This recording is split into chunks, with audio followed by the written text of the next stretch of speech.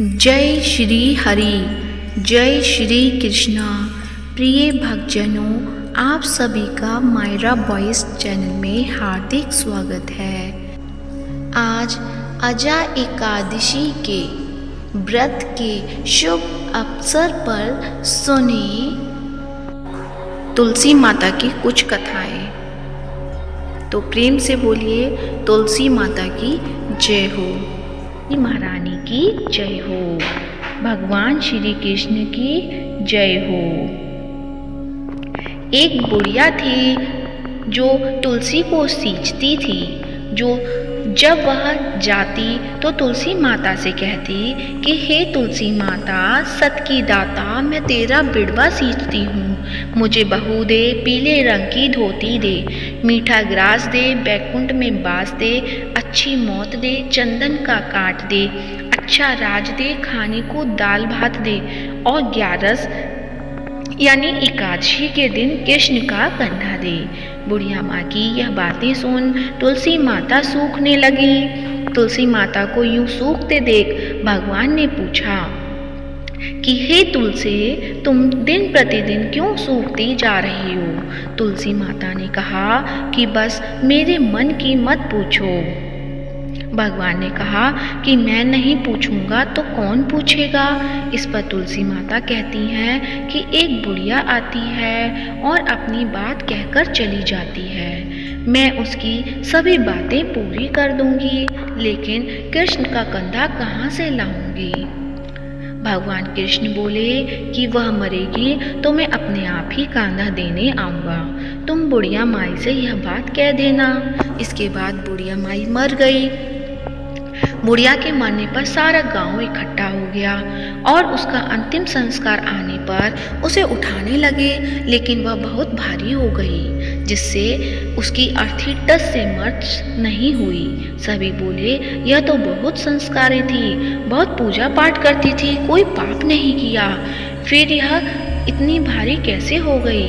बूढ़े ब्राह्मण के भेष में भगवान आए और कहने लगे यह भीड़ कैसी लगी हुई है? तब गांव वाले बोले कि एक बुढ़िया मर गई है और वह इतनी पापिन थी कि उसकी अर्थी नहीं उठ रही है, वह बहुत भारी हो गई है। भगवान बोले कि मुझे इसके कान में कुछ कहने दो, फिर यह उठ जाएगी। भगवान बुढ़िया के पास गए और उसके कान में कहा कि माई, तू अपने मन की निकाल ले, पीतांबर की धोती ले, मीठा ग्रास ले, बैकुंठ में बास ले, चटक की चाल ले, चंदन का काठ ले, झालर की झनकार ले, दाल भात को जी और कृष्ण का कंधा ले। भगवान की सभी बातें सुनकर बुढ़िया हल्की हो गई। भगवान अपने कंधे पर उसे ले गए। बुढ़िया को मुक्ति मिल गई और वह बैकुंठ को चली गई। हे तुलसी माता, जैसे आपने उस बुढ़िया माई की मुक्ति की, वैसे सभी की करना। जैसे भगवान ने उसे कंधा दिया, हमें भी देना। और तुलसी की पूजा जो भी करे उसे उसका अत्यधिक महत्व होता है। तो प्रेम से बोलिए माता तुलसी की जय हो, कृष्ण भगवान की जय हो। अब सुनते हैं तुलसी माता की दूसरी कथा। शिव महापुराण के अनुसार पौराणिक समय में दैत्यों का राजा दंभ हुआ करता था। वह बहुत बड़ा विष्णु भक्त था। कई सालों तक उसके यहाँ संतान नहीं होने के कारण उसने शुक्राचार्य को अपना गुरु बनाकर उनसे श्री कृष्ण मंत्र प्राप्त किया।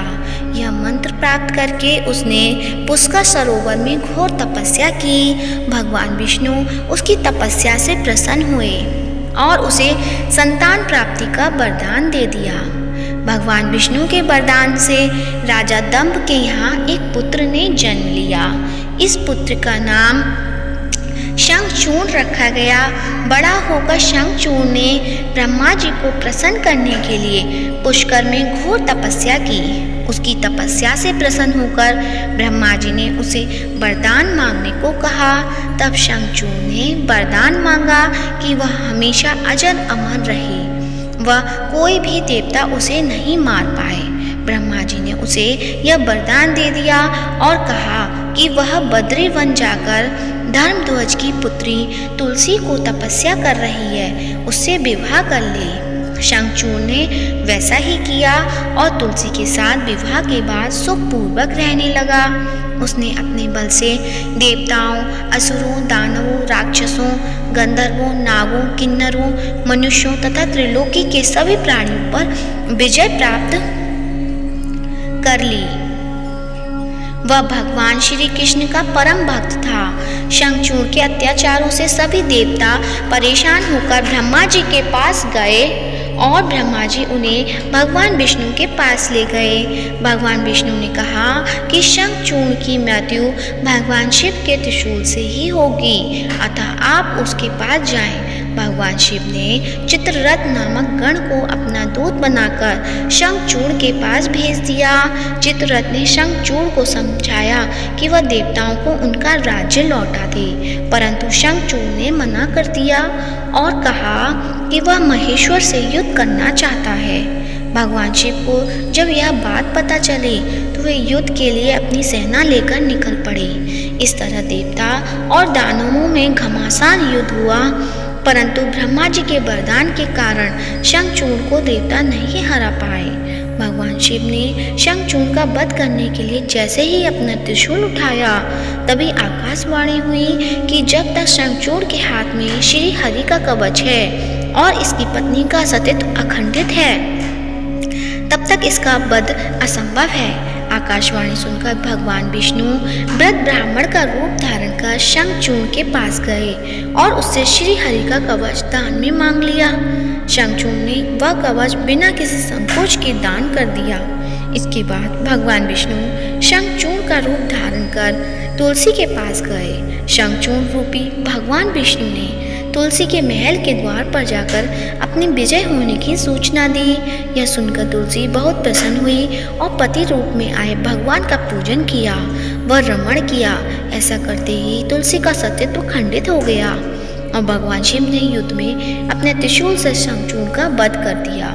तब तुलसी को पता चला कि वे उसके पति नहीं हैं, बल्कि वे तो भगवान विष्णु हैं। क्रोध में आकर तुलसी ने कहा कि आपने छल पूर्वक मेरा धन भ्रष्ट किया है और मेरे पति को मार डाला, अतः मैं आपको श्राप देती हूँ कि आप पाषाण होकर धरती पर रहें। तब भगवान विष्णु ने कहा, देवी, तुम मेरे लिए भारतवर्ष में रहकर बहुत दिनों तक तपस्या कर चुकी हो। तुम्हारा यह शरीर नदी रूप में बहकर गंडकी नामक नदी के रूप में प्रसिद्ध होगा। तुम पुष्पों में श्रेष्ठ तुलसी का वृक्ष बन जाओगी और सदा मेरे साथ रहोगी। तुम्हारे शाप को सत्य करने के लिए मैं पाषाण यानी शालिग्राम बनकर रहूँगा। गंडकी नदी के तट पर मेरा वास होगा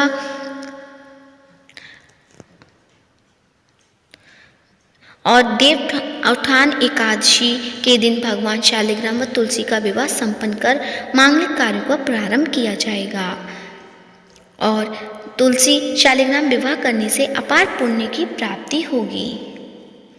तो प्रेम से बोलिए, माता तुलसी की जय हो, कृष्ण भगवान की जय हो, शालिग्राम भगवान की जय हो। अब सुनते हैं तुलसी माता की आरती। तुलसी महारानी नमो नमो, हरि की पटरानी नमो नमो, धन तुलसी पूरन तप कीनो, शालिग्राम बनी पटरानी, जाके पत्र मंजली कोमल, श्रीपति कमल चरण लपटानी। तुलसी महारानी नमो नमो, हरि की पटरानी नमो नमो, धूप दीप नैवेद्य आरती, पुष्पन की वर्षा बरसानी, 56 भोग 3600 व्यंजन, बिन तुलसी हर एक न मानी। तुलसी महारानी नमो नमो, हरि की पटरानी नमो नमो, सभी सखी मैया तेरे यश गावे, भक्त दान दीजे महारानी। तुलसी महारानी नमो नमो, हरि की पटरानी नमो नमो। तुलसी महारानी नमो नमो, हरि की पटरानी नमो नमो। प्रेम से बोली श्री तुलसी माता की जय हो, कृष्ण भगवान की जय हो। प्रिय भक्तजनों, आज की वीडियो अच्छी लगी है तो वीडियो को लाइक करें, ज़्यादा से ज़्यादा शेयर करें और कमेंट बॉक्स में तुलसी माता की जय हो या कृष्ण भगवान की जय हो अवश्य लिखें और साथ ही मायरा बॉयज़ चैनल को सब्सक्राइब करें। धन्यवाद। जय श्री राधे।